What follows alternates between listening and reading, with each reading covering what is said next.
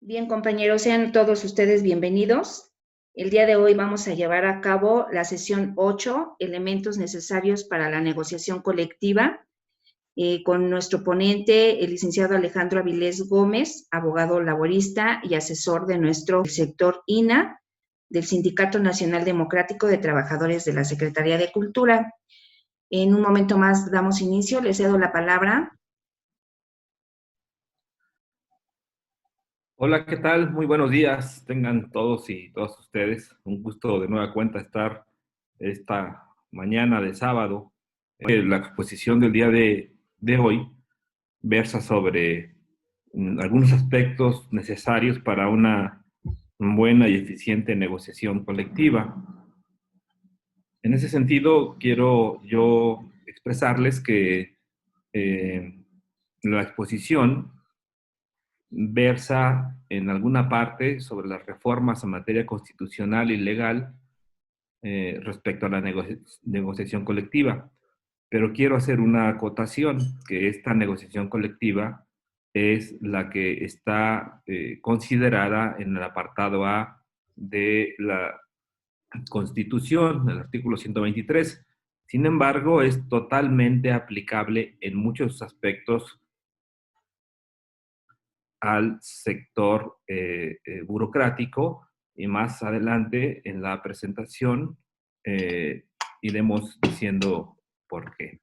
Muy bien, primero que nada hay que decir que la negociación colectiva es algo que desde hace más de 100 años la Organización Internacional del Trabajo ha venido promoviendo a través de los distintos países.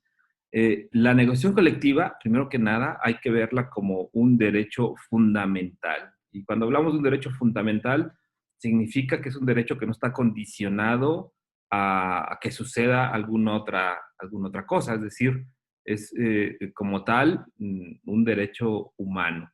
La negociación colectiva es un derecho fundamental que está sustentado en la Constitución de la Organización Internacional del Trabajo. La Organización Internacional del Trabajo se constituyó en 1919. Fue con motivo del Tratado de Versalles, en su capítulo 13, que como ustedes saben, el Tratado de Versalles dio fin a la Primera Guerra Mundial. En ese apartado 13, se establecieron las bases para la cual las relaciones de trabajo debieran de conducirse. Se dijo en ese momento que para garantizar la paz social, para garantizar la paz en el mundo, también pasaba por garantizar derechos de trabajadores. Y posteriormente, ya en la creación de la Organización Internacional del Trabajo, que como dije, nació en 1919, esta nace con una constitución, es como el estatuto del sindicato, o como la constitución política de nuestro país. La OIT tiene una constitución y desde su constitución ha reconocido a la negociación colectiva como un derecho fundamental. Pero también esta constitución tiene un anexo, el cual se denomina Declaración de Filadelfia. El nombre correcto es la Declaración relativa a los fines y objetivos de la Organización Internacional del Trabajo, pero se conoce como la Declaración de Filadelfia. En esta declaración, la OIT, la conferencia, y la conferencia la componen evidentemente la Organización Internacional del Trabajo, los gobiernos, los empleadores y los trabajadores. Entonces, esta conferencia que se reúne año con año en Ginebra, Suiza, que convoca a todos los actores, estableció que la conferencia reconoce la obligación solemne de la OIT de fomentar entre todas las naciones del mundo programas que permitan muchos incisos anteriores, pero uno de ellos es lograr el reconocimiento efectivo del derecho de negociación colectiva, la cooperación de empleadores y trabajadores para mejorar continuamente la eficiencia en la producción y la colaboración de trabajadores y empleadores en la preparación y aplicación de medidas sociales y económicas. Aquí lo que queremos resaltar es que en todo caso desde la Declaración de Filadelfia, digamos, los actores sociales dentro de OIT reconocen a la negociación colectiva como un derecho. Si podemos pasar a la siguiente, por favor. De igual manera, hay una declaración que es la Declaración de 1998. Es una declaración que también nace en el seno de la Conferencia Internacional del Trabajo, que se llama Declaración de la OIT relativa a los principios y derechos fundamentales en el trabajo. En esta declaración, básicamente, la conferencia hace un recordatorio a los países y les dice que todos los países, al haberse integrado a la OIT, han aceptado los principios y derechos enunciados en la Constitución y en la Declaración de Filadelfia, y se han comprometido a esforzarse por lograr objetivos generales de la OIT en toda la medida de sus posibilidades y atendiendo sus condiciones específicas. También dice que esos principios a los que se adoptaron los países, entre ellos México, evidentemente, eh, han sido expresados y desarrollados en forma de derechos y obligaciones específicos en convenio. Digamos que lo que hace la OIT y la conferencia es adoptar convenios, como el convenio 87, como el convenio 98, por ejemplo, y que algunos convenios han sido reconocidos como convenios fundamentales. La OIT reconoce a 8 convenios como convenios fundamentales, entre ellos 2, el convenio 87 y el 98. Pero también dice esta declaración que todos los miembros, todos los países, aun cuando no hayan ratificado los convenios fundamentales, tienen un compromiso de respetar, promover y hacer realidad de buena fe y de conformidad con la Constitución los principios relativos a los derechos fundamentales que son motivo de los convenios, entre ellos a la libertad de asociación, a la libertad sindical y el reconocimiento efectivo del derecho de negociación colectiva. Y entonces, nosotros tenemos 2 convenios, bueno, tenemos muchos, pero de manera particular 2 convenios ratificados, que es el convenio 87 y 98. Ustedes recordarán que el convenio 98 fue ratificado en 2018, es decir, no tiene mucho tiempo y entró en vigencia en 2019, es decir, lleva poco más de 2 años de haber entrado en vigor en nuestro país. Pero antes de eso, aunque México no había ratificado ese convenio, esta declaración que estamos haciendo mención dice claramente que aunque el país no haya ratificado el convenio, tiene la obligación de respetar, promover y hacer realidad de buena fe y de conformidad con la Constitución todos esos principios que están contenidos en dichos convenios. Si pasamos al siguiente, por favor. Bueno, los derechos fundamentales en el trabajo, ya que hablamos como a la negociación colectiva como un derecho fundamental, son valores mínimos aplicables y exigibles a todos los países independientemente de su nivel de desarrollo. Es decir, que no vale una justificación en el sentido de que un país, porque sea tercermundista, no quiera aplicar dichos valores, o porque un país, porque sea muy desarrollado, no quiera aplicar dichos valores. Y entonces, los derechos fundamentales son exigibles a todos los países en el mundo. Pero además, los derechos fundamentales en el trabajo son universales, es decir, que valen para todas las personas y por eso forman parte de los derechos humanos. Los derechos humanos no son selectivos, los derechos humanos son generales. También los derechos fundamentales en el trabajo resultan indispensables para el buen funcionamiento de la sociedad. ¿Y por qué razón? Ya decía yo que eh, el Tratado de Versalles, su apartado 13, ojalá algún día lo puedan buscar y leer un poco, no es muy grande, establece claramente que para mantener la paz en el mundo es necesario que se respeten derechos de las personas trabajadoras. Y por eso Estos derechos resultan indispensables para el buen funcionamiento de una sociedad. Una sociedad que generalmente no tiene reconocidos derechos de trabajadores es una sociedad que va a vivir en constante conflicto. Si podemos avanzar, la siguiente, por favor. Hay también convenios internacionales que hablan de la negociación colectiva. Uno de ellos es este que ya comentamos, que es el convenio 98 sobre el derecho de sindicación y de negociación colectiva. Hay que hacer una acotación que este convenio excluye a la negociación colectiva en el sector público. Sin embargo, es muy importante saberlo. Este convenio 98, que vuelvo a repetir, fue ratificado por nuestro país en 2018, eh, establece que se deben garantizar medidas de protección contra actos de discriminación antisindical, tanto en el momento de la contratación como durante el periodo de empleo, incluido en el momento de la terminación de la relación de trabajo. También dice que se deben garantizar medidas de protección contra los actos de injerencia en los asuntos internos de las organizaciones de trabajadores y de empleadores. Pero también hace referencia a adoptar medidas adecuadas a las condiciones nacionales para estimular y fomentar el pleno desarrollo y el uso de procedimientos de negociación voluntaria a fin de reglamentar las condiciones de empleo a través de contratos colectivos de trabajo. Ustedes no tienen contratos colectivos de trabajo, ustedes tienen condiciones generales de trabajo y en otra charla platicamos de la diferencia que hay entre unos y otros. En un contrato colectivo de trabajo se negocia, hay una negociación colectiva, entre comillas, vamos a ponerle auténtica.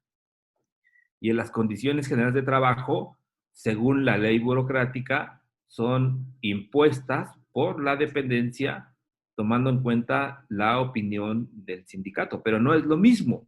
Ahora bien, una cosa diferente es que en la vía del hecho,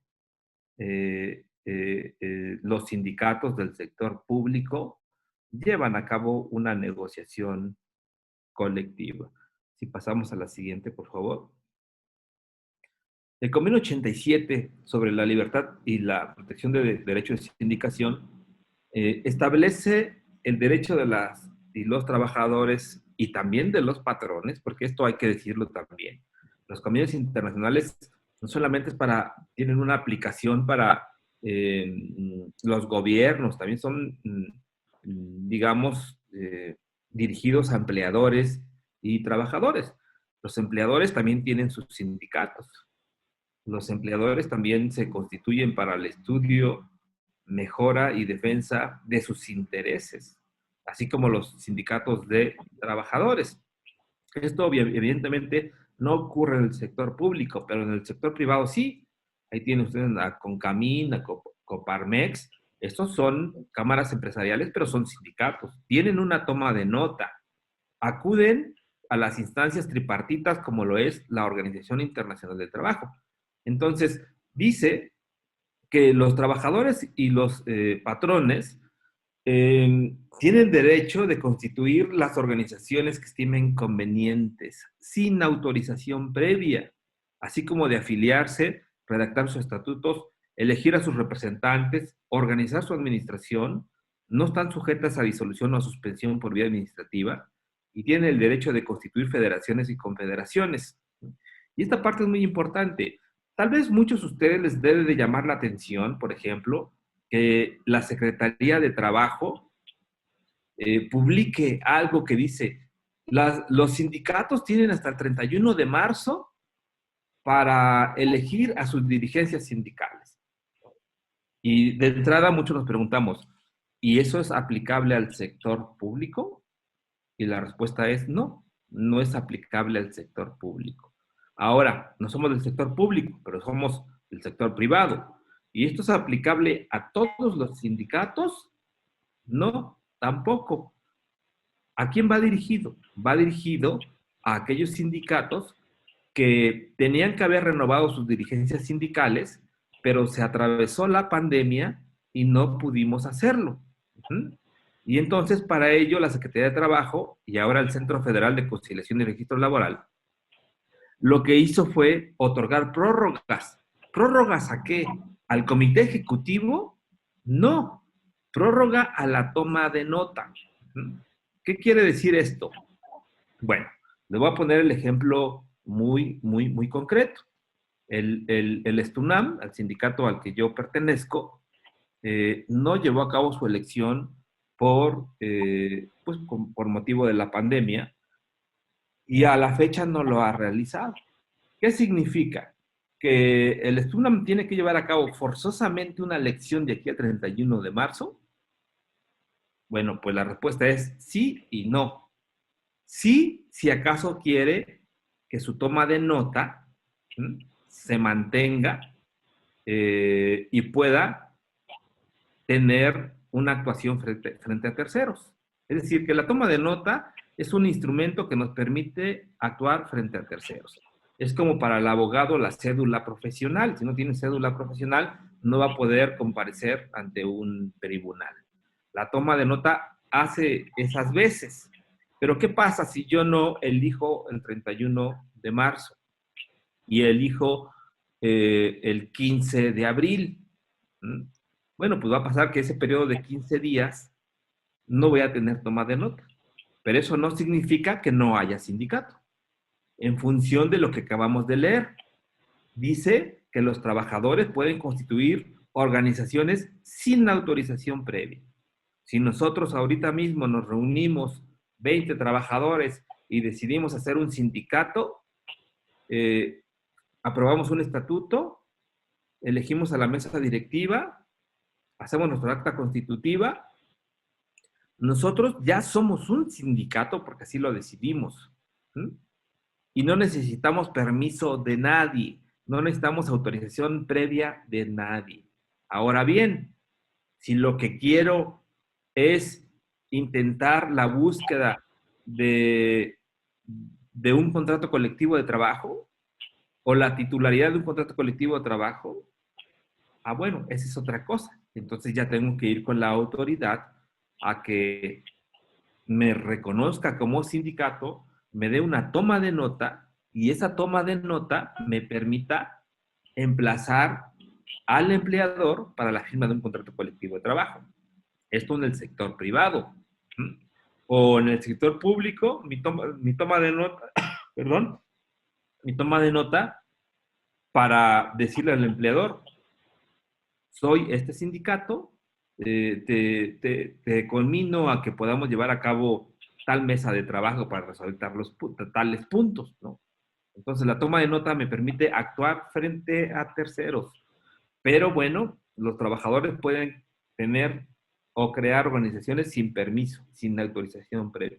Ahora bien, también se pueden afiliar quien quiera, se pueden redactar los estatutos con base en la ley sí y establecer lo que ustedes gusten, elegir a sus representantes, organizar su administración y algo muy importante, no están sujetas a disolución o suspensión por vía administrativa. Es decir, que la autoridad registral, en este caso el sector de ustedes, el Tribunal Federal de Conciliación y Arbitraje, no puede de ninguna manera disolver al sindicato o no puede suspender al sindicato, porque no se puede hacer por la vía administrativa.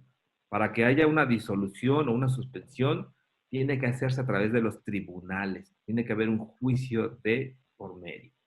Y entonces este convenio 87 habla sobre la libertad sindical y la protección del derecho de sindicación, pero está íntimamente ligada con la negociación colectiva. Si podemos pasar a la siguiente, por favor. Hay otros dos convenios de la OIT que son totalmente aplicables al sector público, es decir, a ustedes. El convenio 151 y el convenio 154, que será la siguiente lámina. Estos van dirigidos al sector público. Quiero adelantarles que el Estado mexicano no ha ratificado dichos convenios.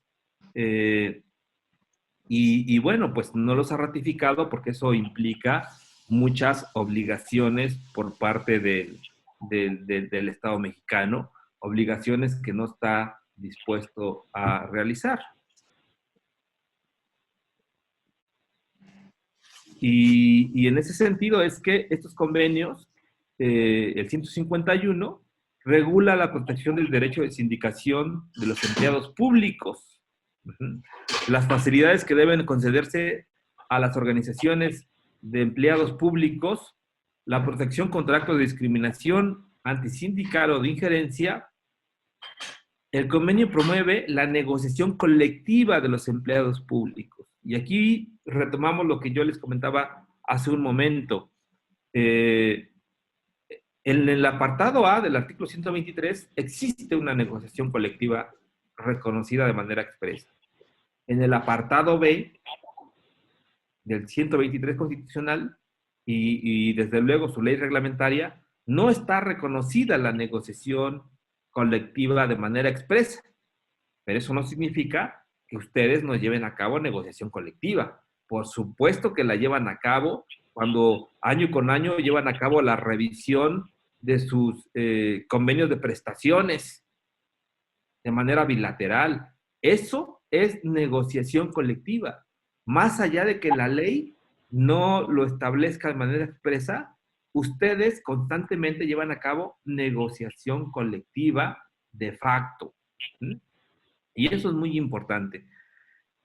Entonces, el convenio, dije, promueve la negociación colectiva de los empleados públicos o cualesquiera otros métodos que permitan a sus representantes la participación en la determinación de las condiciones de empleo. Es decir, si no le quieres llamar negociación colectiva, porque me dices tú que eso no existe, si no quieres llamarle negociación colectiva a la firma o depósito de una CGT o su modificación, bueno, de todos modos tienes que convocarme como organización sindical, tienes que pedir mi opinión como organización sindical y yo, organización sindical, tengo o trataré de incidir en que las condiciones de empleo sean las mejores para los agremiados.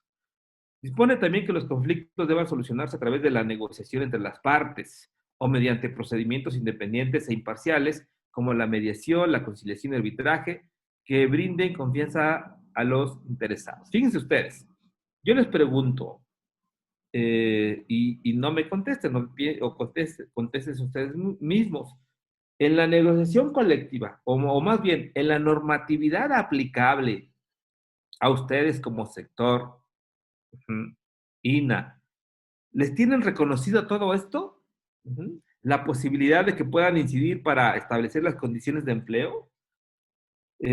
¿Hay disposiciones que permitan que los conflictos se solucionen a través de la negociación o mediante otros procedimientos o como la mediación o procedimientos imparciales e independientes? Pues la respuesta ustedes la tendrán, pero a lo mejor sí, pero no será la generalidad. Eso no aplica a todos los trabajadores del sector público en el país. Y entonces, evidentemente que el gobierno de México, pues no ratifica este convenio.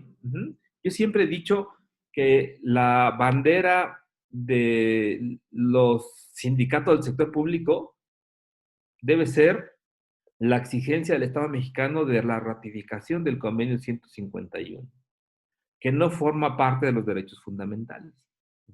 Si pasamos a la siguiente, por favor. Está también el convenio 154, que es un convenio que está, digamos, agarrado del convenio 151. Y este convenio 154 versa sobre la negociación colectiva.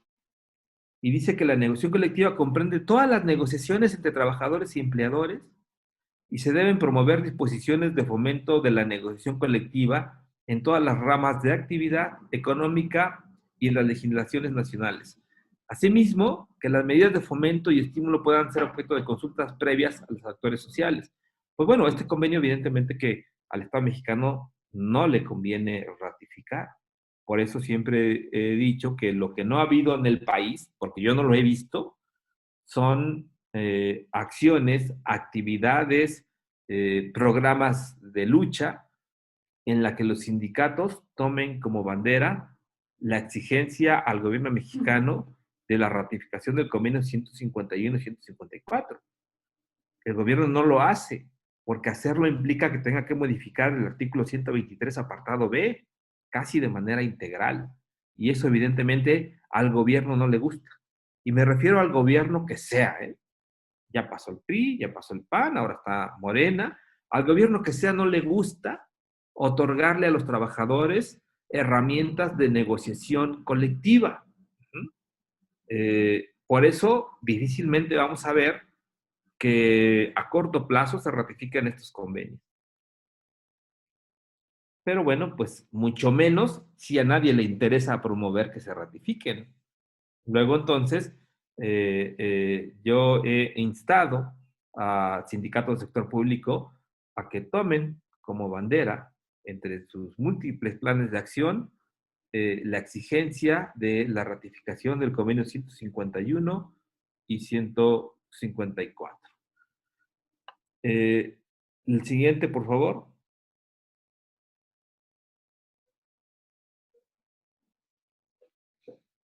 Bueno, ahora vamos a ver las disposiciones constitucionales y como ustedes pueden ver en la lámina, nos referimos al apartado A del artículo 123. Pues bueno, ustedes saben que la Constitución fue modificada en 2017. Uh-huh. Tuvo una gran transformación. Fíjense ustedes, en 2017, y ojo con la fecha, porque todavía estaba otro gobierno, ¿eh? Y entonces se modificó la Constitución y estableció en su fracción 20, ya decía más o menos palabras más, palabras menos, que en el orden federal la función conciliatoria estaría a cargo de un organismo descentralizado y que a este organismo descentralizado le corresponderá además el registro de todos los contratos colectivos de trabajo y las organizaciones sindicales. Esto evidentemente no aplica a ustedes. Y ahora este organismo descentralizado lo conocemos como Centro Federal de Conciliación y Registro Laboral, que está aquí en la carretera Picacho a la Jusco. Y en este sentido es que pues los contratos colectivos son producto de la negociación colectiva. Y esto no les es aplicable a ustedes, pero ahí podemos ver el fundamento constitucional, ¿no? Pero en la siguiente lámina lo veremos con mayor precisión. Adelante, por favor. Esta fracción 22 bis fue adicionada en la Constitución en el apartado A.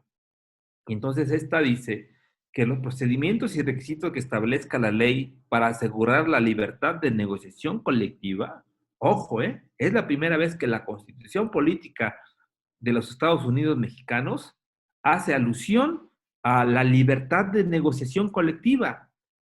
Insisto, en el apartado A. Dice, y los legítimos intereses de trabajadores y patrones deberán garantizar, entre otros, los siguientes principios: la representatividad de las organizaciones sindicales, la certeza en la firma, registro y depósito de los contratos colectivos de trabajo.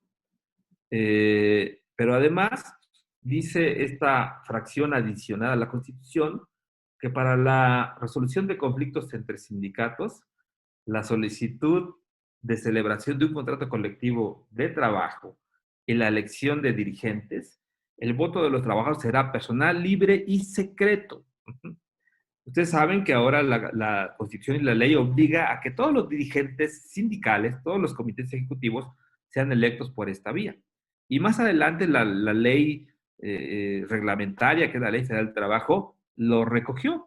Y que esta ley, cuando se publicó el 1 de mayo de 2019, recogiendo estos principios del voto personal, libre, directo y secreto, que fue publicado el 1 de mayo del 19, también en esa misma fecha se publicó una modificación a la Ley Federal de los Trabajadores al Servicio del Estado, el cual hace referencia a que los dirigentes sindicales de los sindicatos del apartado B, es decir, ustedes, deban elegirse a través del voto personal libre, directo y secreto.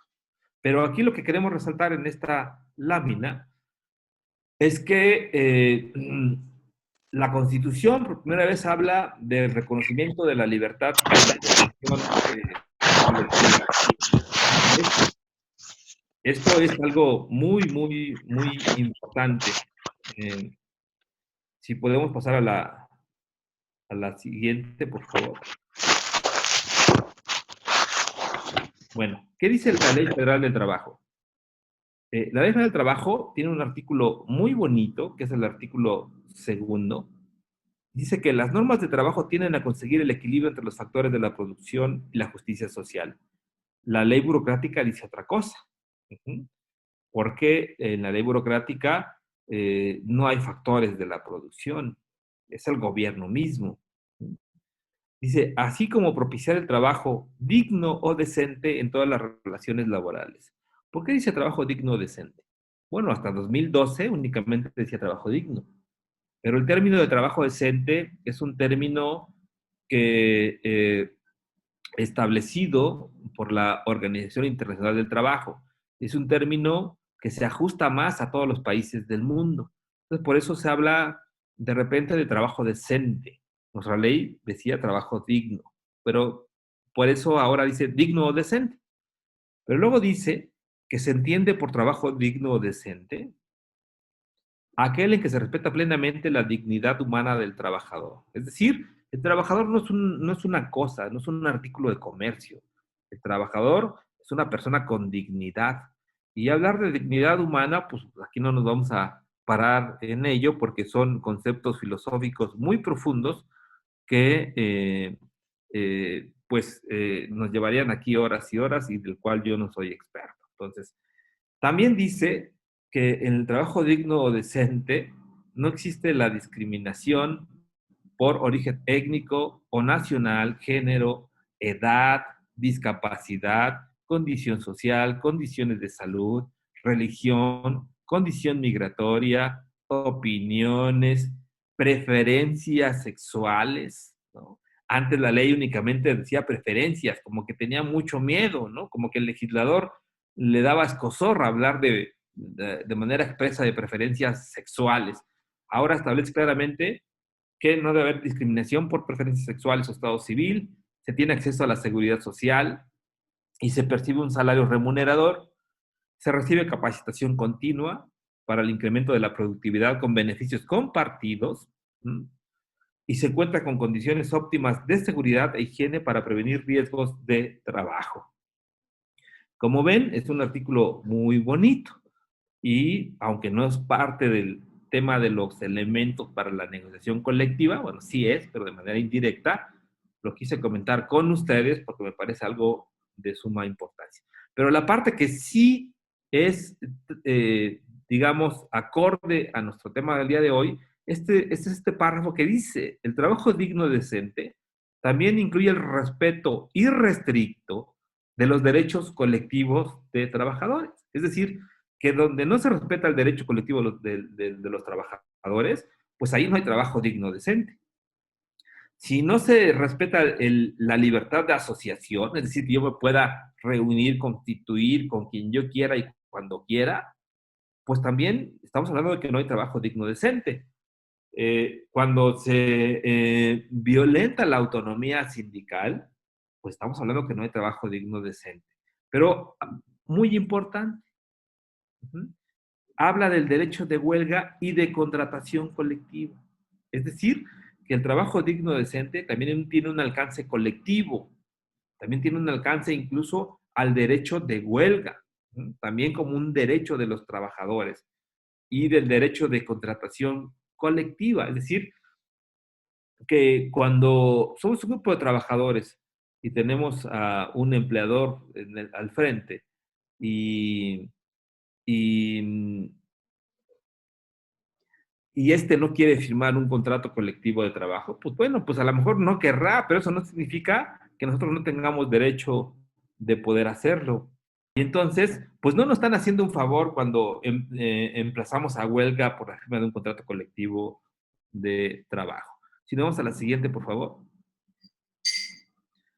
Ahora, también en la Ley Federal del Trabajo, que es Ley Federal del Trabajo, se incluyeron algunas líneas. Ya estaba establecido las provisiones de los patrones o sus representantes. Eh, Decía ya la ley que queda prohibido a los patrones o a sus representantes obligar a los trabajadores por coacción o por cualquier otro medio a afiliarse o a retirarse del sindicato o agrupación que pertenezcan o que voten por determinada candidatura. Uh-huh.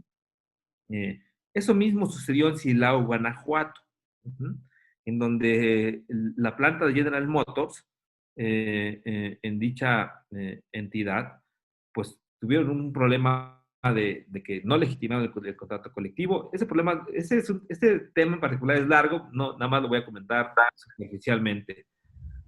Y después desconocieron el contrato colectivo, después había 4 sindicatos y ellos debían en una votación interna, votar para ver cuál era el sindicato mayoritario y tuvieran posibilidad de solicitar un contrato colectivo al patrón. Uh-huh.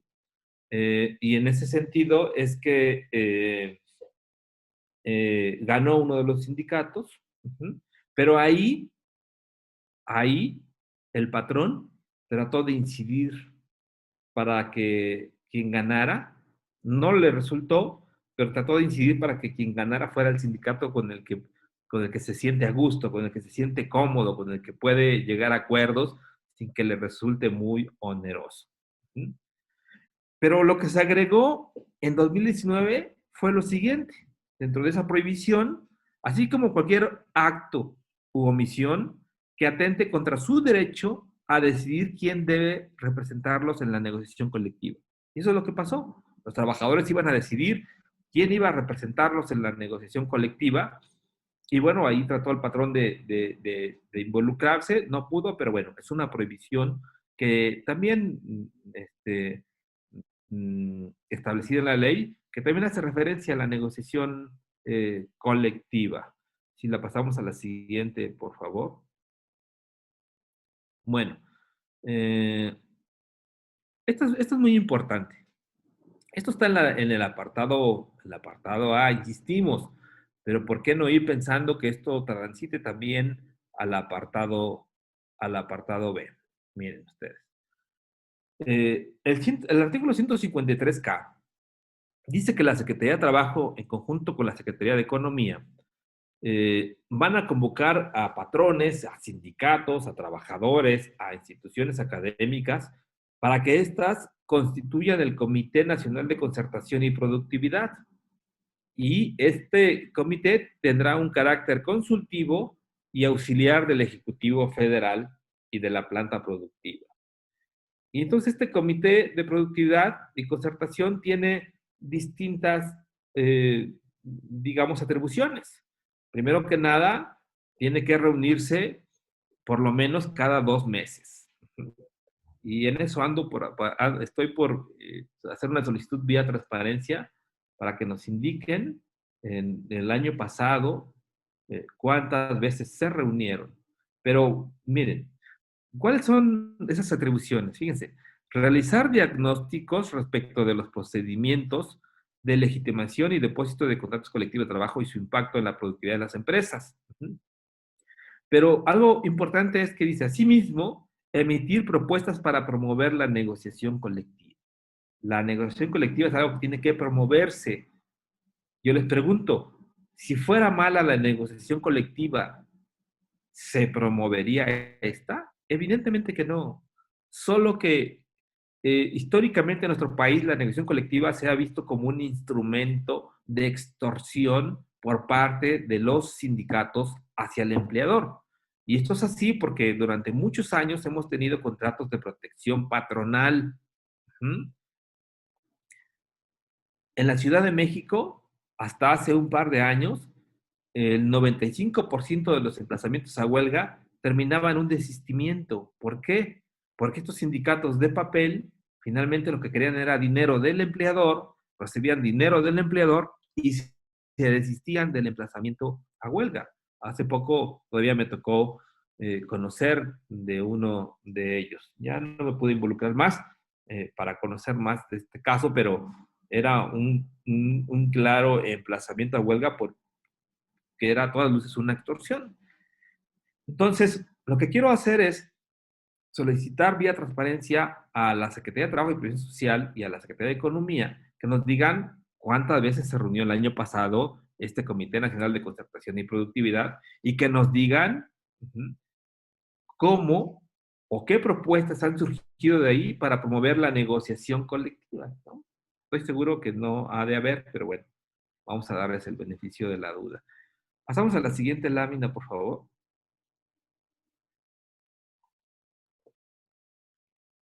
Así como hay prohibiciones a, a los patrones, también las hay a los trabajadores y por supuesto también a los sindicatos. Una de ellas son estas que voy a mencionar rápidamente. Los sindicatos no pueden ejercer actos de violencia, discriminación, acoso o hostigamiento sexual en contra de sus miembros, el patrón, sus representantes, sus bienes o en contra de terceros. Eso es algo muy importante. Tampoco pueden hacer constar o utilizar constancias a las que señalen la realización de votaciones. O sea, no pueden simular procesos de votación, ¿no? O sea, no pueden establecerlos en un papel cuando materialmente no lo llevaron a cabo. Tampoco pueden obstaculizar la participación de los trabajadores en los procedimientos de elección de sus directivas sindicales, poniendo condiciones sin fundamento legal o cualquier tipo de obstáculo indebido para ejercer el derecho de votar y ser votado. Y luego dice, se consideran como violación a derechos fundamentales y tal vez este sea el primer reconocimiento en la ley, porque ya vimos que en la Constitución ya está, en la ley de la negociación colectiva como un derecho fundamental. Dice, se consideran como violación a derechos fundamentales a la libertad sindical y de negociación colectiva las hipótesis contenidas en las fracciones 4, 6 y 7 del presente artículo. Por eso las colocamos en esta lámina, ¿no? Entonces, eh, eh, se violan los derechos fundamentales de libertad sindical y de negociación colectiva, por supuesto que se hace y de manera constante, pero aquí lo que yo quiero resaltar de esta lámina es que la propia ley reconoce a la negociación colectiva como un derecho fundamental. No olvidemos que la Ley Federal del Trabajo es supletoria de la Ley Federal de los Trabajadores al Servicio del Estado en todo aquello que no esté contenido en dicha ley. Pero bueno, ahí sí está regulado parte del tema de las condiciones generales de trabajo. Si pasamos a la siguiente, por favor. Ahora, también en la Ley Federal del Trabajo se estableció un artículo que es el 386 bis y dice que el apoyo de los trabajadores mediante el voto personal libre y secreto constituye una garantía para la protección de la libertad de negociación colectiva. Entonces, significa esto que todos los procedimientos en los que se tomen decisiones en un contrato colectivo, o en su modificación, o en su emplazamiento a huelga para un contrato colectivo nuevo, eh, tendrá que ser sometido a la aprobación de las y los trabajadores eh, a través del voto personal libre, directo y secreto. La demostración de dicho apoyo, conforme a los procedimientos establecidos en los artículos 390 y 390 bis y 390 ter, es de orden público e interés social. Por eso ahora el Centro Federal de Conciliación manda, si así se piden, verificadores para que se cercioren del debido cumplimiento de estas disposiciones del voto personal libre, directo y secreto. Es una intromisión en la vida interna de los sindicatos, no porque así está en la ley, y no también porque eso ayuda a garantizar procedimientos más transparentes, por lo que es un requisito para la validez de los contratos colectivos de trabajo. Las autoridades, sindicatos y patrones coadyuvarán para que los procedimientos de consulta se organicen de tal forma que no se afecten las actividades laborales de los centros de trabajo. Si podemos pasar a la siguiente, por favor. Entonces, luego dice la ley, el 390 bis que hacíamos mención hace un momento. Y esto lo voy a mencionar muy rápidamente. Esta parte se refiere a la intención de la celebración de un contrato colectivo de trabajo inicial y dice que el Centro Federal de Conciliación y Registro Laboral va a otorgar una constancia de representatividad. Y esto es precisamente a lo que se sometió a los trabajadores en la planta de General Motors en Silao, Guanajuato. Había 4 sindicatos y el centro organizó una votación de manera personal, libre, directa y secreta para efecto de que los trabajadores decidieran quién sería el sindicato que podría pelear por un contrato colectivo de trabajo. Y en este sentido es que, bueno, pues el centro ahí organizó y bueno, al final del día hubo un sindicato que de manera muy contundente le ganó a los demás. Este será el que el centro le dé una constancia de representatividad que tiene una validez de 6 meses y este podrá emplazar a huelga a su empleador, es decir, a la planta General Motors, para la firma de un contrato colectivo de trabajo. Pero lo que quiero resaltar es esta última parte de la lámina, que dice que el hecho de que el centro de trabajo opere de manera informal o bajo esquemas de simulación no afectará a los trabajadores en el ejercicio de su libertad de negociación colectiva y la defensa de sus intereses. Hay muchos centros de trabajo que operan en esquemas de informalidad o en esquemas de simulación, pero en las que se da a veces negociación colectiva. Entonces, si un negocio o una empresa o un establecimiento opera de esta manera, eso no va a afectar que los trabajadores puedan organizarse, esto no va a afectar que los compañeros puedan llevar a cabo una negociación colectiva. Si vamos a la siguiente, por favor.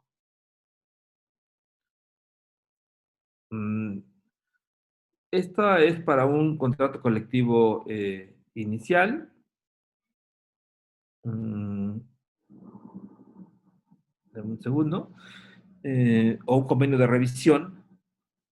Y aquí el tema es que esto hace referencia a lo siguiente, que cuando vamos a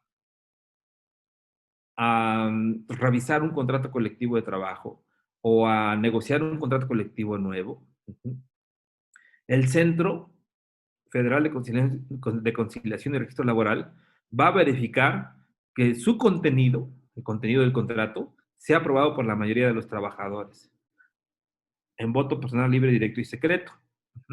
Y entonces, una vez que ya se tiene un proyecto de contrato colectivo, se va a someter a los trabajadores y estos van a votar si deciden ¿m? Aceptar el convenio en sus términos ¿m? Y se pueda autorizar para su firma, o se podrá ejercer el derecho a huelga en caso que se haya promovido el emplazamiento, o los trabajadores podrán decidir también si quieren prorrogar o ampliar el periodo de prehuelga con el objeto de continuar con la negociación. Y bueno, pues ahora los trabajadores son a los que se les empodera. Insisto, esto está en el apartado A, pero son motivo de nuestra charla. La siguiente, por favor. Bueno, este es un tema que no vamos a comentar porque ustedes saben que en el apartado A, ahora la conciliación es una instancia antes de irse a juicio obligatoria. Entonces, si alguien no agota ese procedimiento, no puede irse a la demanda. Pero también dice claramente que hay aspectos que no pueden irse a la conciliación. Y aquí viene una lista de ellos que no lo voy a leer, pero me voy a detener en una fracción. Que no se puede ir a la conciliación cuando se trata de conflictos referentes a la tutela de derechos fundamentales y libertades públicas, tales como la libertad de asociación, libertad sindical y el reconocimiento efectivo de la negociación colectiva. En esos casos, como trabajadores, no podemos ir a esta instancia prejudicial obligatoria. Insisto, tendría yo que hablarles en qué consiste la reforma laboral, qué es el Centro Federal de Conciliación y Registro Laboral, por qué ahora hay que conciliar de manera obligatoria. Bueno, conciliar es un decir, ir a una audiencia de conciliación no significa conciliar. Significa que van a agotar un procedimiento y pueden o no conciliar. Pero ahora, si ustedes tienen un familiar que no es del sector público y es despedido y quiere demandar, primero tiene que ir al centro de conciliación para que citen al empleador y los conminen a un arreglo conciliatorio. Pero el patrón puede decir que no, el trabajador puede decir que no, entonces les dan ya una constancia que los acredita haber agotado esa instancia y con esa constancia pueden irse a juicio. Y en el juicio tienen que también acreditar o exhibir dicha constancia. Sin esa no se puede llevar a cabo ningún procedimiento. Pero aquí lo que dice es que están exceptuados aquellos casos donde se vulnere la libertad sindical y el reconocimiento efectivo de la negociación colectiva. Si pasamos al siguiente, por favor.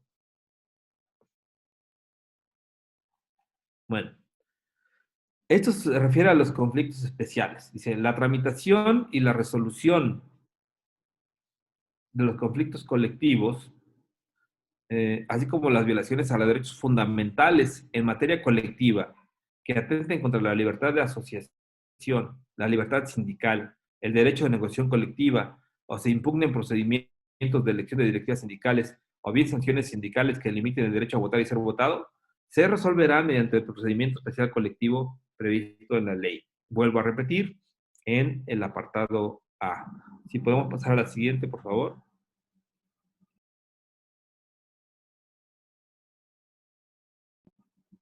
Bien, la negociación colectiva no es posible sin el diálogo social. Ambas están tomadas de la mano. La negociación colectiva es un mecanismo fundamental del diálogo social. La OIT define el diálogo social, o más bien dice que el diálogo social comprende todo tipo de negociaciones y consultas, incluso el mero intercambio de información entre representantes de los gobiernos, los empleadores y los trabajadores sobre temas de interés común relativos a las políticas económicas y sociales.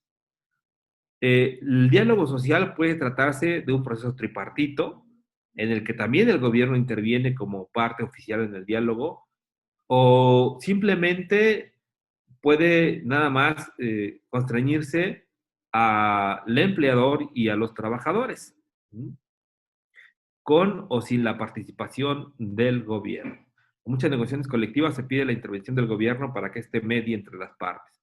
Muchos prefieren hacerlo solos, pero el diálogo social es importantísimo. El diálogo social implica el cruce de información, el estar en la apertura de sentarse en una mesa a ver cuáles son los pros, los contras, el contexto de una negociación colectiva. Entonces, el diálogo social es algo que si no está presente, no se tiene muchos resultados. Ustedes han escuchado seguramente eh, el conflicto de Notimex, ¿no? Esta agencia del Estado, agencia de noticias del Estado mexicano, en el que tienen, como es un organismo descentralizado, tienen un contrato colectivo, emplazaron a huelga. De hecho, en estos días van a cumplir 2 años en huelga. Y digamos que ahí el patrón es el gobierno mismo. Bueno, llevan 2 años. Se han acreditado múltiples violaciones por parte de la empresa y no ha pasado nada. El jefe directo, el jefe directo de la directora de Notimex es el presidente de la República y no ha pasado nada. Ahí no hay diálogo social. Y este diálogo social es indispensable para la resolución de los conflictos. Ahí no ha sucedido y el problema no tiene para cuándo. La siguiente, por favor. ¿Cuáles son las condiciones que permiten el diálogo social? Bueno, primero que nada tiene que haber organizaciones de trabajadores y empleadores sólidas e independientes. Es decir, que en el diálogo social debe de privilegiarse, digamos, que se cuente con sindicatos fuertes, independientes. Porque si son sindicatos débiles, si son sindicatos afín al gobierno, al fin al empleador, pues no va a haber un diálogo social con capacidad técnica y el acceso a la información necesaria para participar en el diálogo social. La voluntad política y el compromiso de todas las partes interesadas. Esto es indispensable, ¿no? Porque si nos vamos a sentar, pero no tengo yo la más mínima intención de llegar a acuerdos, pues eso es una simulación, eso no es diálogo social. El respeto de los derechos fundamentales y la libertad sindical y la negociación colectiva. O sea, las partes tienen que saber que la libertad sindical y la negociación colectiva es algo que debe de respetarse. Si esto no sucede, pues no habrá diálogo social. Un apoyo institucional adecuado. Y este apoyo institucional a veces lo debe de propiciar el Estado, el gobierno. En algunas veces esto no sucede. Y eso es lamentable en algunos casos, como en el caso de Notimex, que son compañeros que llevan 2 años en huelgas, en pandemia, con terremotos, con lluvias, con soles, con fríos, con enfermos, con despidos, sin tener un ingreso para llevar a su casa, etcétera, etcétera, etcétera. Y esto es lamentable, es triste que por la ausencia de diálogo social, un conflicto se prolongue por tanto tiempo como lo es este conflicto.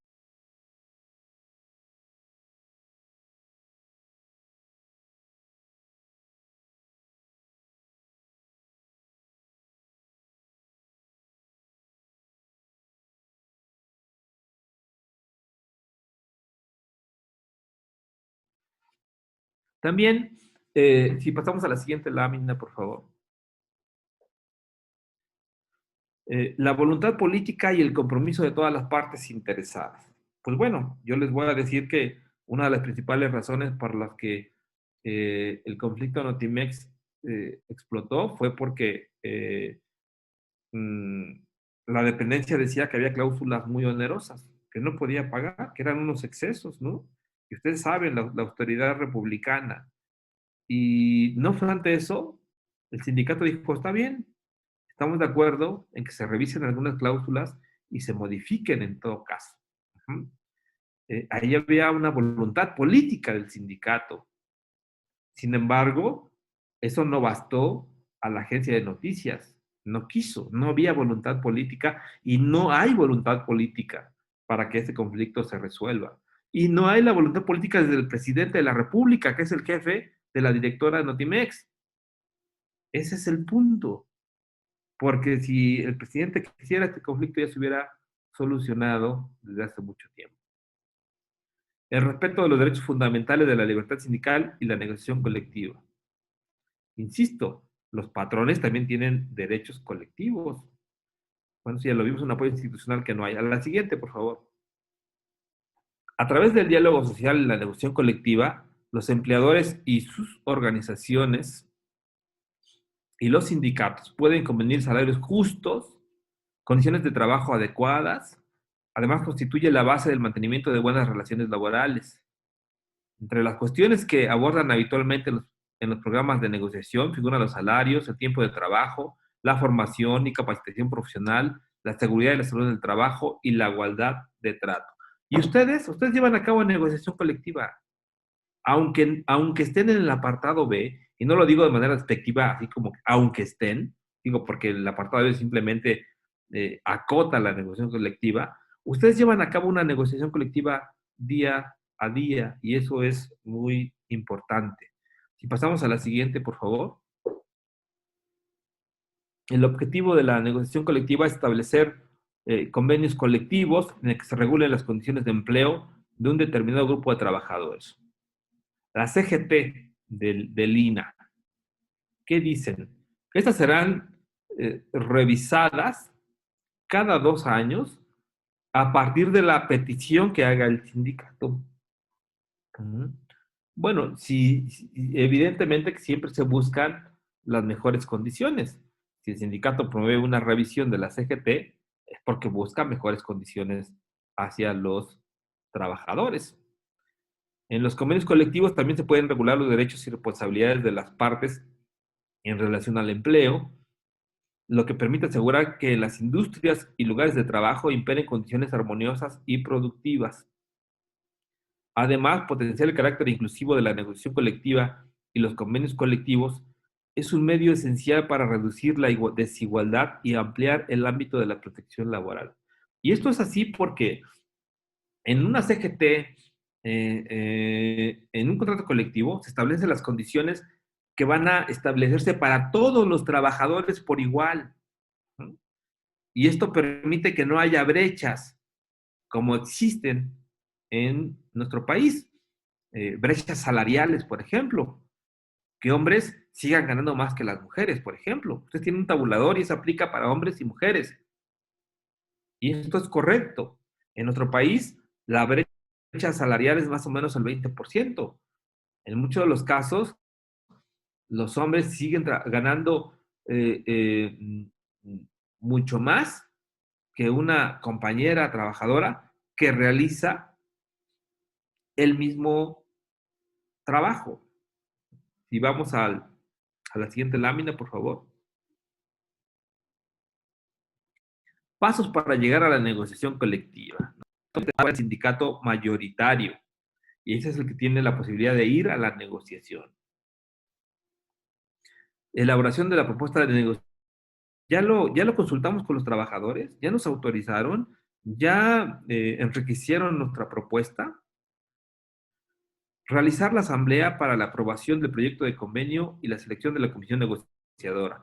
Esto cuando hablamos de un contrato colectivo, que las condiciones generales de trabajo datan de los años 80 y antes no existía la Secretaría de Cultura.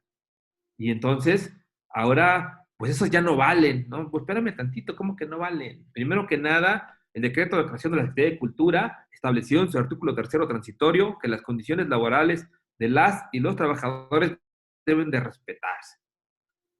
Entonces, la información es importante. Debemos de tener claridad del contexto en el que se desarrolla nuestra negociación.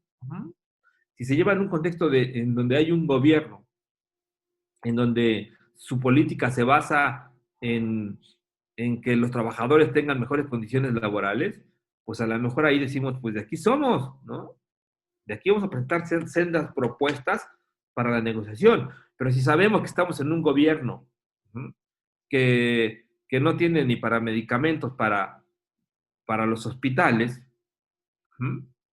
que implementa una política de austeridad, que nos impone ciertos códigos de ética, que nos quiere limitar en los aguinaldos, etcétera, etcétera, etcétera, pues bueno, cuidado también con lo que pido, ¿no? Porque sé que de antemano no me lo van a dar.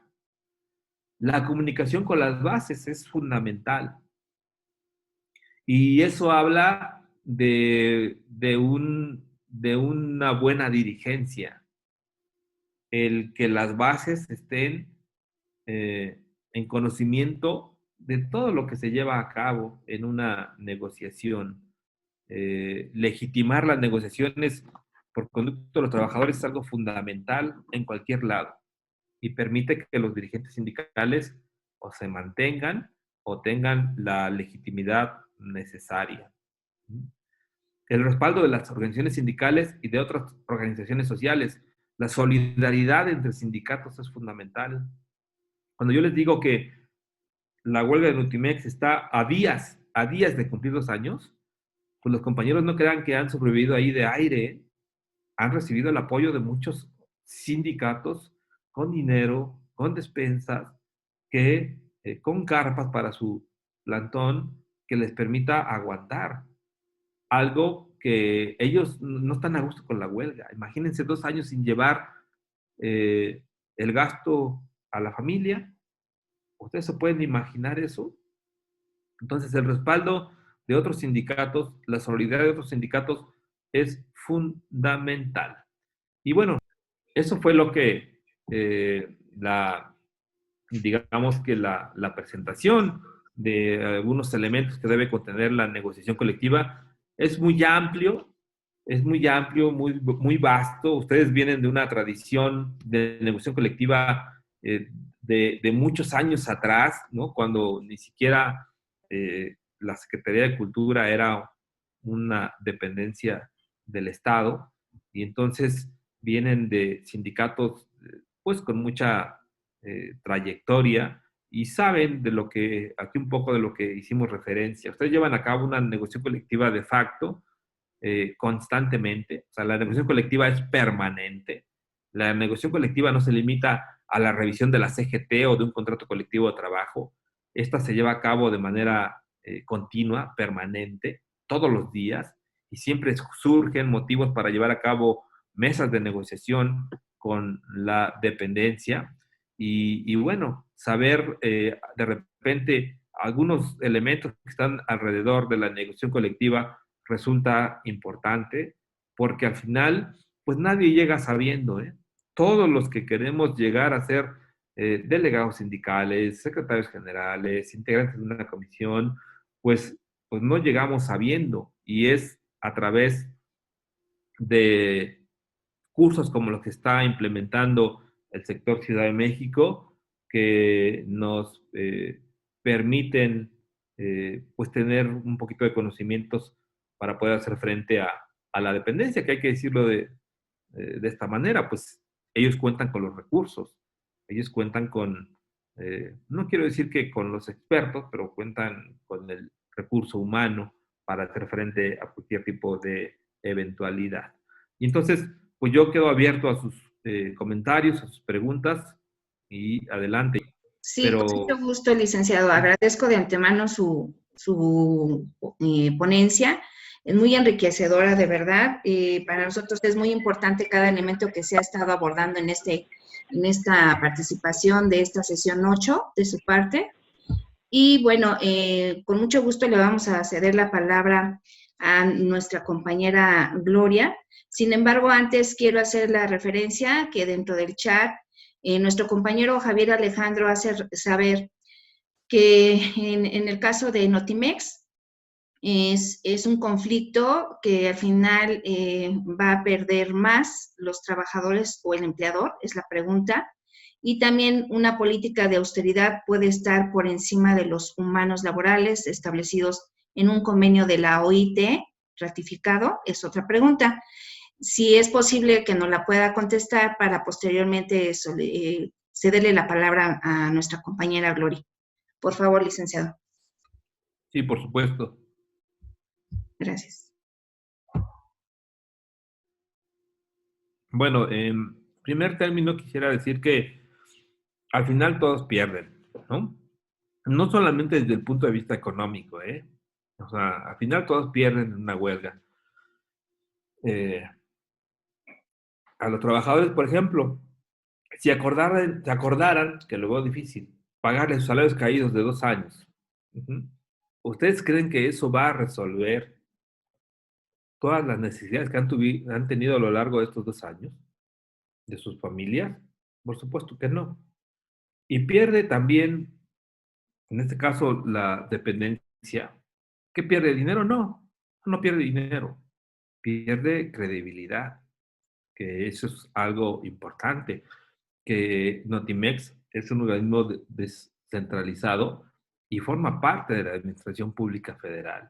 Y la Administración Pública Federal como un todo es el gobierno, encabezada por un presidente. Entonces, ahí yo creo que todos pierden. Sin embargo, siempre es el trabajador el más golpeado en un movimiento de esta naturaleza. Eh, y por supuesto que una política de austeridad no puede estar por encima de los derechos humanos laborales, mucho menos de un convenio ratificado. Los países cuando firman y ratifican un convenio están obligados a cumplirlo, sí o sí. Y luego entonces las políticas de autoridad no están por encima de los convenios. Y muchos de ellos se han atacado. Muchas decisiones gubernamentales tratándose de servidores públicos han sido atacados.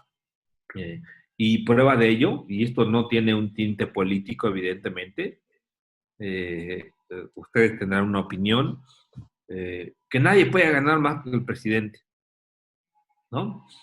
Pero bueno, si el presidente decide ganar 30,000 pesos al mes,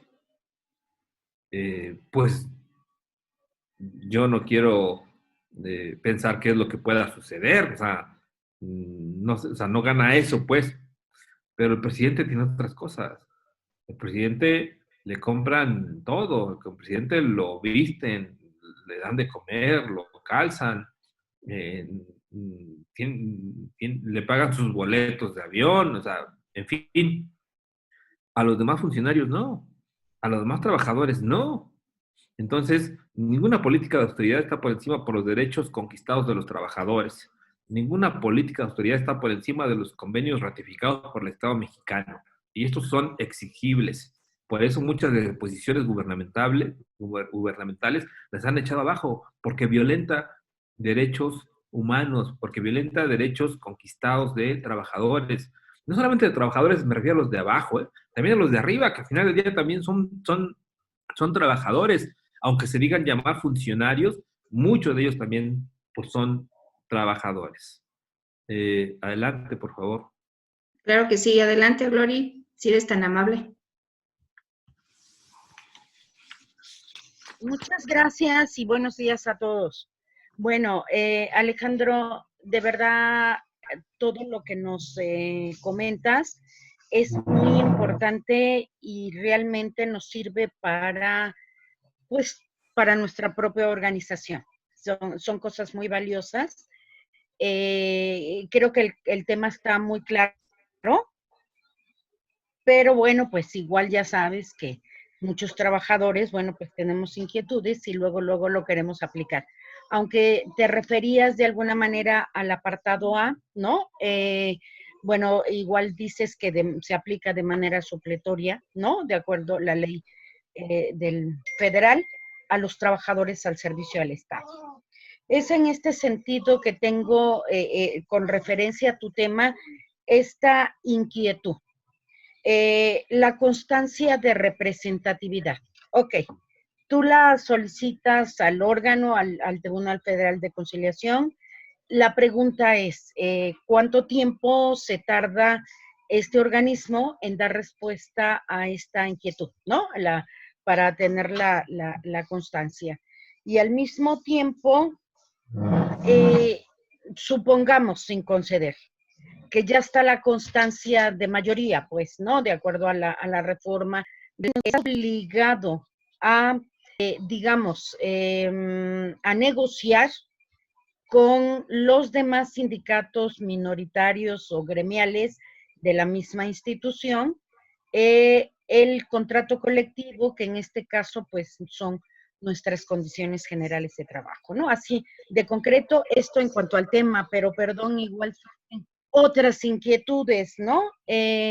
Hablabas tú de que hay, nosotros, bueno, estamos conformados por nuestro comité sectorial, pero al mismo tiempo abajo pues tenemos 32 secciones o 31, no sé en qué quedaron, pero bueno, que al final de cuentas también toman decisiones y pueden llegar a acuerdos, eh, digamos, internos. Eso me queda muy claro, pero bueno, ¿qué pasa en el caso cuando nuestro representante en la parte sectorial toma decisiones violatorias a los derechos de los trabajadores?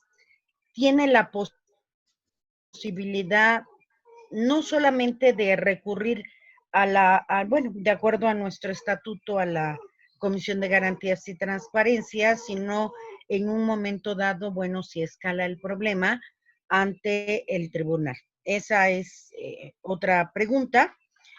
Pero ¿qué pasa? Y discúlpame, esa es mi inquietud, si esta situación no es acatada por esta persona y sigue fungiendo. O sea, ¿qué paso sigue en este sentido? Perdón, te tenemos que aprovechar porque tu tiempo es para nosotros, bueno, tu presencia, tu guía es muy valiosa. Perdón por tantas preguntas. Gracias, Alejandro, y muchas felicidades. Bueno, trataré de ser breve. La constancia de representatividad es algo que aplica únicamente a los sindicatos del apartado A. No está considerada en el apartado B. Es decir, que en el apartado B ningún sindicato va a ir a solicitar al tribunal una constancia de representatividad. Una vez se determinó quién es el sindicato mayoritario. Entonces, esa parte aplica únicamente en el apartado A. ¿Y por qué cité yo esta constancia de representatividad en mi exposición? La cité porque ese es un mecanismo que permite a un sindicato sesión colectiva, ¿no? Como nuestro tema que nos trae el día de hoy. Pero no es aplicable a decisiones que pueden llegar a tomar algunos sectores o algunas entidades federativas que vulneren derechos de los trabajadores. Pues bueno, evidentemente que pueden ser atacados, ¿no? Depende de qué derecho se haya vulnerado y si es un derecho colectivo o un derecho individual, si se considera que hay una vulneración a un derecho, aun cuando lo haya aprobado el sindicato, pues bueno, es susceptible de atacarse en el tribunal para pedir su nulidad, dependiendo de qué derecho, evidentemente, ¿no? ¿Qué pasa con los compañeros que son sujetos a un procedimiento y al final hay una resolución de destitución y estos no acatan y siguen fungiendo como tal? Bueno, aquí lo primero que hay que tener claridad es que debe haber en los estatutos un procedimiento en donde se respeta el derecho de audiencia del trabajador con cargo sindical o sin él, en donde se le admitan sus pruebas, en donde también donde esté bien establecido el procedimiento a seguir. ¿Mm? Porque de otra manera, si no hay un procedimiento bien establecido en el estatuto para disciplinar las faltas, es bien complicado, ¿verdad? Es algo que se puede caer en el tribunal si el trabajador acude a él, pero también es importante que si hay alguna destitución, pues bueno, finalmente eh, eh, cuando hay una destitución se tiene que notificar pues al máximo órgano de decisión o a los secretarios generales a efecto de que estos le hagan sabedor a la dependencia de que hay alguien que ya no va a fungir como tal. No tenemos por qué explicarle a la dependencia que fue destituido, porque hizo, porque no hizo, que porque además la dependencia eso no se le debe de interesar. Simple y sencillamente debe haber un comunicado de una instancia superior que le diga a la dependencia que a partir de tal fecha fulanito o perenganito ya no funge en tal actividad, ¿no? Y la dependencia tendría que, en todo caso, hacer caso a esa petición. Eh, de otra manera, creo que sería un poco difícil impedirle que continuara. O sea, digo, entiendo totalmente la pregunta. Nada más que necesitaríamos verificar cómo estuvo instaurado el procedimiento. Si hay un procedimiento bien establecido en la norma estatutaria que permita el derecho de audiencia, un debido proceso, y eso pasa porque se lleven a cabo todos los procedimientos conforme a los plazos, conforme a los términos, y si esa decisión de este órgano de garantías es susceptible de impugnación o de revisión o de reconsideración por un órgano superior como puede ser el Congreso. Es decir, si no está bien establecido el procedimiento, queda muy débil la resolución y por tanto es muy susceptible de lo que usted me está comentando, ¿no? Pero para eso sí se requiere, desde mi perspectiva, si no tenemos un procedimiento bien claro, bien establecido, desde mi perspectiva sí tenemos que llevar a cabo una reforma estatutaria para que sea, en todo caso, fuerte, sólida y no haya lugar a dudas, y una persona que ha sometido a un procedimiento, por ejemplo, de destitución del cargo sindical, pues una vez que se emite una resolución, se han agotado todas las instancias y quede firme la medida, pues deje de realizar esas actividades, ¿no? Digo, no conozco más del tema, pues yo lo hablo así de lo que usted nada más me comenta, pero bueno, eso podría decir por el momento. Bien, licenciada, pues muchas gracias. Le cedo la palabra a Patti Castelán, por favor.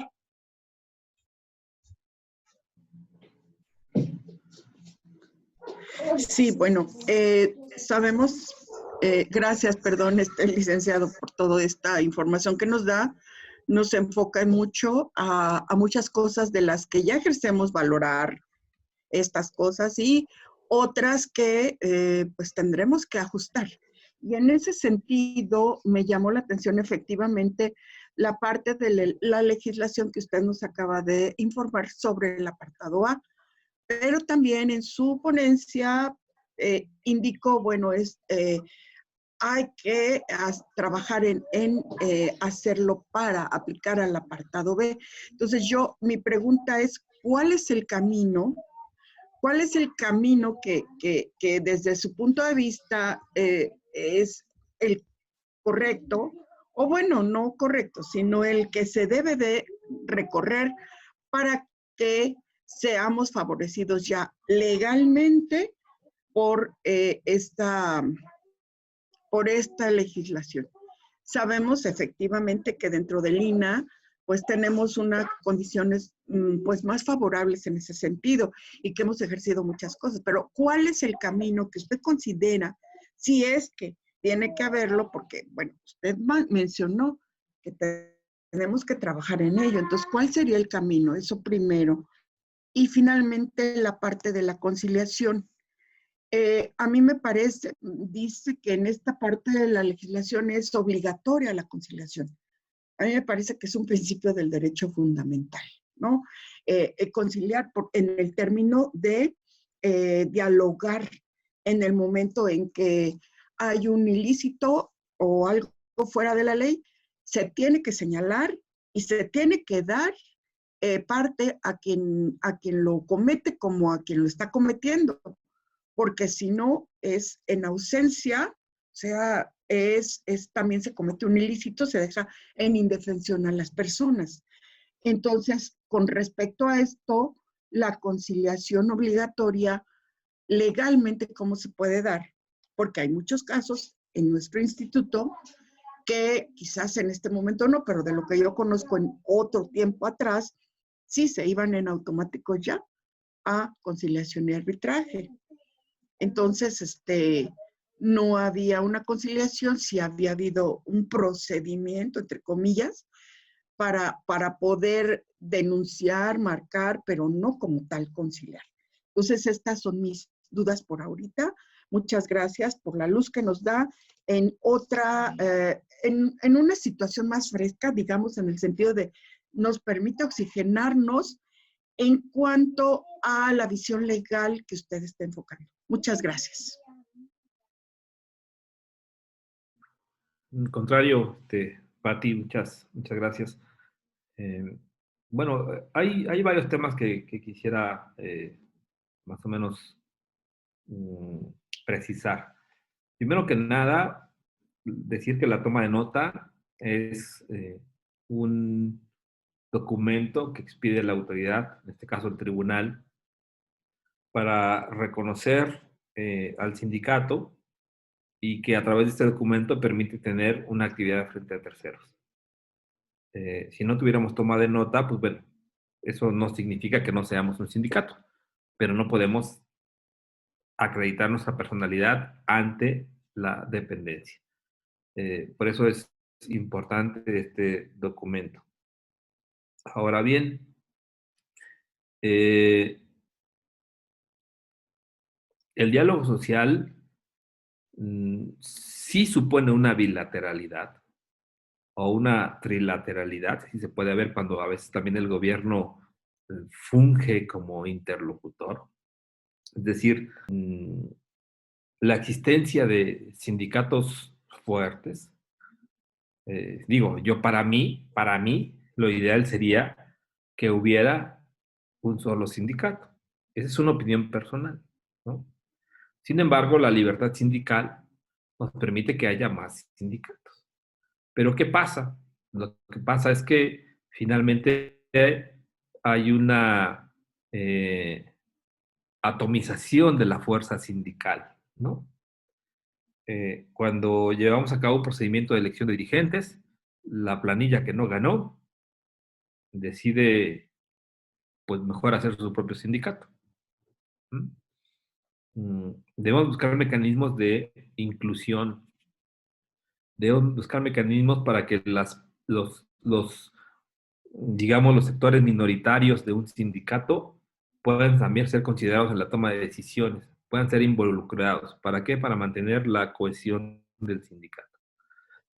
De otra manera, nos presentamos a este fenómeno. La autoridad tiene obligación de dialogar con todos. Ese es el diálogo social. Sí, sí.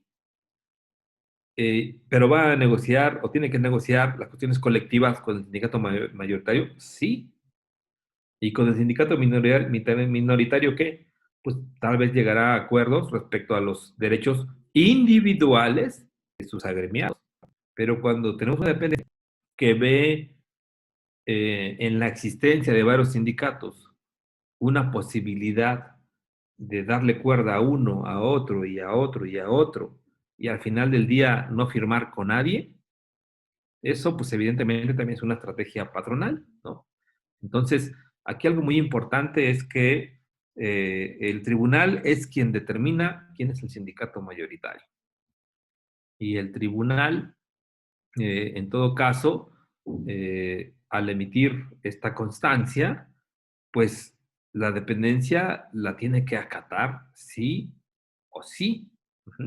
Es algo que me parece que pudiera terminar con muchas inconformidades, con muchas dudas. Pero bueno, el tema es muy amplio, yo lo quiero dejar ahí y bueno, pues si hay alguien más que quiera comentar algo, adelante. Bien, pues hasta el momento no tengo más solicitud de participación. ¿Alguien más, compañeros, que tenga interés de hacer consulta o despejar alguna inquietud que tengan sobre la ponencia del licenciado Avilés? ¿Pudiera hacer alguna precisión? Perdón. Adelante, Pati. Gracias.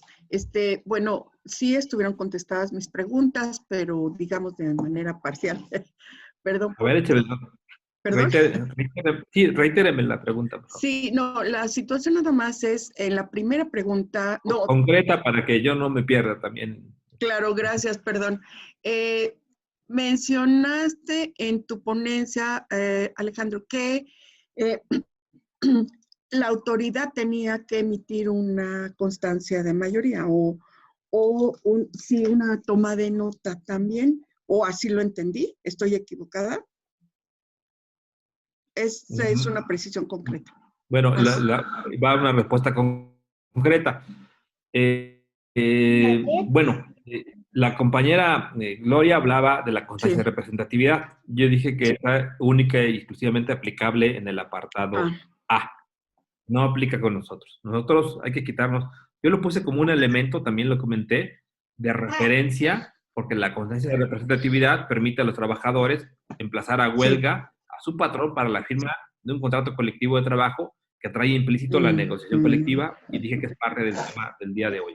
Ahora, la toma de nota es un documento que es, también lo dije en mi exposición, que es como la cédula profesional del abogado. O sea, yo soy licenciado en Derecho. Hice todos mis créditos en la facultad y tengo un título ahí colgado. Pero si yo voy al tribunal a querer contestar una demanda o querer representar a un trabajador, pero no exhibo mi cédula profesional, no me van a dejar. Por mucho que yo les diga que tengo ahí mi título colgado y convención honorífica y demás. La toma de nota es eso. Ahora, yo sin mi cédula profesional, ¿dejo de ser licenciado en Derecho? ¿Dejo de ser abogado? No. Entonces, un sindicato con su toma de nota le permite actuar frente a terceros. Le permite, por ejemplo, actuar en un juicio. Pero ¿qué pasa si nuestra toma de nota no la tenemos o está vencida? Eso, al igual que el ejemplo del abogado, eso a mí como sindicato significa que ya no soy sindicato, que no tengo un... Tampoco. Yo soy sindicato desde que me constituí como tal, hice un estatuto, un acta constitutiva, elegí a mi directiva, y el convenio 87 y ahora la ley federal del trabajo dicen que los trabajadores y también empleadores pueden constituir sindicatos sin autorización previa. Y entonces, en ese sentido, es que la toma de nota o en la relación laboral entre el INAH y la dependencia, sus sindicatos, pues es importante si el sindicato constituido quiere tener algún tipo de interlocución con la autoridad. La autoridad va a decir, bueno, pues sí, pero ¿tú quién eres? Es que soy el secretario general del sindicato A, B o C, y aquí está mi toma de nota. Ah, bueno, pásale, ¿no? ¿Qué necesitas? Es que necesito ver el caso individual de mi compañero trabajador. Adelante, lo vemos. Pero es que quiero ver cuándo podemos revisar la CGT. Pues espérame tantito, ahí sí no, porque no eres el sindicato mayoritario, punto número 1, y no es el procedimiento. Entonces, no sé si me explico, pero si nos constituimos como sindicato y no renové mi toma de nota, sigo siendo sindicato, pero ya no voy a poder actuar, ya no voy a poder acreditar mi personalidad frente a la autoridad. Pues sigo a sus órdenes. Bien, muchas gracias. Realmente aquí las felicitaciones hacia usted, licenciado, las tenemos en el chat. En este caso, agradecen su ponencia, excelente, pues ahora sí que toda esta información que nos comparte e imparte en esta sesión en relación con lo que corresponde a lo que es el tema del sindicato, pues aquí ya tenemos más información. Sabemos que mucha de ella es el apartado A, pero también compete a nuestro apartado B, y eso es lo que debemos de identificar. Procedemos a la entrega de la constancia de participación, compañeros. Les pido sus consideraciones para que activen sus cámaras, y en un momento más mi compañero Enrique Reyes, secretario de Orientación Ideológica y Sindical, nos hará la lectura de la presentación de la constancia. Bien, compañeros, antes que nada, un agradecimiento al licenciado Avilés por su participación en esta sesión. Muchas gracias también a todos los presentes de las diferentes secciones y los compañeros de aquí de la sección Ciudad de México. Muchas gracias. A continuación damos de lectura a la constancia. Dice: el Sindicato Nacional Democrático de Trabajadores de la Secretaría de Cultura, a través de la Secretaría de Orientación Ideológica Sindical de la sección Ciudad de México, del sector INAH, otorgan la presente constancia al licenciado Alejandro Avilés Gómez por su valiosa participación como ponente en el módulo 4, Marco Jurídico, sesión 8, con el tema Elementos necesarios para la negociación colectiva, llevado a cabo de manera virtual en el ciclo de charlas en el marco del programa de orientación y formación sindical, el día 12 de febrero de 2022, de las 11 a las 13 horas. Y firman el secretario de Organización Abraham Estrada Zamorano, nuestra secretaria general María de Jesús Mejía Cruz y su servidor, señor Enrique Reyes Sánchez, secretario de Orientación Ideológica. Sí les pediría de favor que abrieran sus cámaras para darle un fuerte aplauso al licenciado.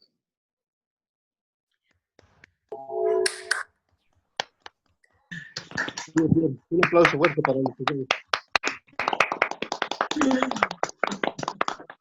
Gracias, compañeros. Al mismo tiempo queremos darle una sorpresa al licenciado Avilés. Es un detalle que tenemos por ahora sí como de agradecimiento. Es esta pieza reproducción del INAH que a través del Instituto Nacional de Antropología e Historia la hemos obtenido para otorgársela como símbolo de agradecimiento, le decía. Gracias, licenciado. Físicamente se le entregará junto con su constancia, no se crea que nada más es la imagen. Claro que la va a tener con usted. Y bueno, agradecemos una vez más su disposición, su calidad humana, que nos comparta sus conocimientos y que haya estado con nosotros en este ciclo de charlas. Muchas gracias por su presencia. Muchas felicidades y un aplauso una vez más.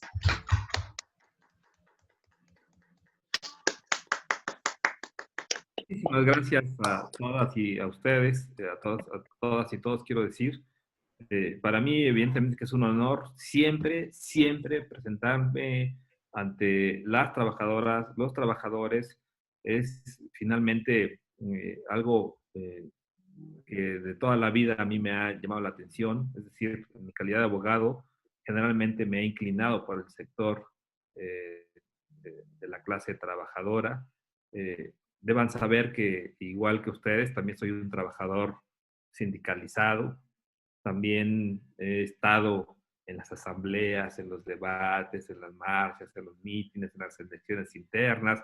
He sido delegado, he estado en una comisión mixta, he estado en el aparato sindical, ahora estoy en el jurídico de mi sindicato, pero como asesor jurídico de sindicatos, pues también en el caso de mi sindicato, pues también soy agremiado, ¿no? También tengo derechos, también tengo obligaciones, y eso de algún modo me ha permitido adquirir un poquito de elementos, de herramientas para poderlas compartir con todas y todos ustedes.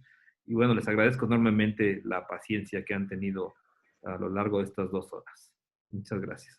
Y gracias por su presencia. También a Gabriel del Valle, que es nuestro secretario de Trabajo en Conflicto del sector INA. Gracias por estar presente, Gabriel.